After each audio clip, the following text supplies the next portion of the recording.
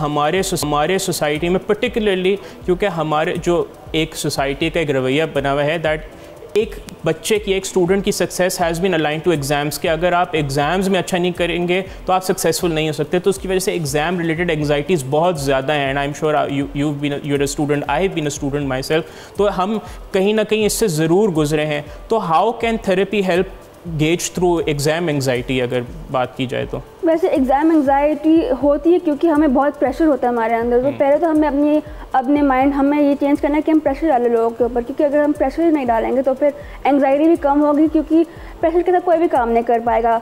जैसे कि पूरी पढ़ाई करके जाओगे लेकिन फिर भी एग्ज़ाम के दौरान माइंड ब्लैंक हो जाता है क्योंकि हम प्रेशर पे बहुत है। तो पहले तो हमें अपना प्रेशर कम करना है। हम इंसान प्रेशर को कर रहे हैं तो हमें अपना पहले प्रेशर कम करना है। ये हमारी कौम की है थोड़ी सी प्रॉब्लम कि हम एजुकेशन पे ऐसे एम्फेसिस करते हैं गलत तरीके से। हम एजुकेशन को ज़्यादा एजुकेशन को इम्पोर्टेंस देनी है पहले, क्योंकि ये एक प्राइवेट अकोमोडिटी है, it's not a public necessity. तो पहले हमें वो भी करना है, लेकिन हमें एग्ज़ाम के ऊपर वो हमें अप्रोच भी चेंज करनी है। और फिर लेकिन एग्ज़ाम एंग्जाइटी के लिए अलग मेथड, जैसे कि डीप ब्रेथ्स कर सकते हैं एग्ज़ाम के दौरान। एक और अप्रोच है 4 3 2 1, जिस बेसिकली हम विल थोड़ा have to connect to all the senses in the body. So 4 things that you can hear, 3 things that you can smell, 2 things that you can taste, 1 thing that you can touch. ऐसी exercise करके you feel more grounded and then you can easily solve. Excellent. अच्छा आमना, one final question that I want to ask you is कि अभी तो हमने जैसे बात की कि यहाँ पे थेरेपी की बात की जाती है कि थेरेपी सिर्फ वो शख्स ले कि जिसको लगे कि मेरा बिल्कुल वो मेंटली एक समझे आई डोंट नो वो चैलेंज्ड हो समझे बहुत ज़्यादा। तो एक नॉर्मल मतलब इसको नॉर्मलाइज करने के लिए हमें इस सोसाइटी में ऐसा क्या करने की ज़रूरत है, या एक शख्स को क्या लगना चाहिए कि उसको लगे कि मुझे थेरेपी लेनी चाहिए? वैसे पहले तो हमें प्रॉब्लम को देखना पड़ेगा। पहले प्रॉब्लम हमारा कल्चर है कि हम थेरेपी को देखते हैं कि क्योंकि हमारे अंदर वो है थोड़ी सी कि स्टिग्मा है कि जैसे कि मर्द रोता नहीं है, लड़कियां बहुत रोती हैं और फिर भी हेल्प नहीं ले सकते इसके लिए। तो इसको पहले हमें इस माइंडसेट को चेंज करना, हमारे अपने कल्चर, हमारा बहुत ब्यूटीफुल कल्चर है लेकिन हमें थोड़ी सी चेंजेस डालनी पड़ेंगे कि ये लाइक लोग अपने आप को एक्सप्रेस कर पाए पहले, और फिर इसी कॉम्बिनेशन से ही हम लोगों के साथ क्लोज हो सकते हैं। और इससे ये कनेक्शन बिल्ड करके लोग और हिम्मत दिखाएंगे कि वो थेरेपी के लिए जाएं और अपने आप को एक्सप्रेस करें और इन चीज़ों पे इंगेज करें। तो फिर हमें अपना माइंडसेट चेंज करना पड़ेगा एज ए सोसाइटी। बिल्कुल। एंड अगर हम देखें तो unfortunately in our part of the world therapy is expensive. मतलब यहाँ तो बेसिक मेडिकल ट्रीटमेंट ही बहुत ज़्यादा एक्सपेंसिव है, तो थेरेपी उससे ज़्यादा और एक्सपेंसिव है। तो व्हाट डू यू थिंक, जो अगर आपका विजन अगर हम सुने कि what needs to be done to make therapy accessible and affordable to all?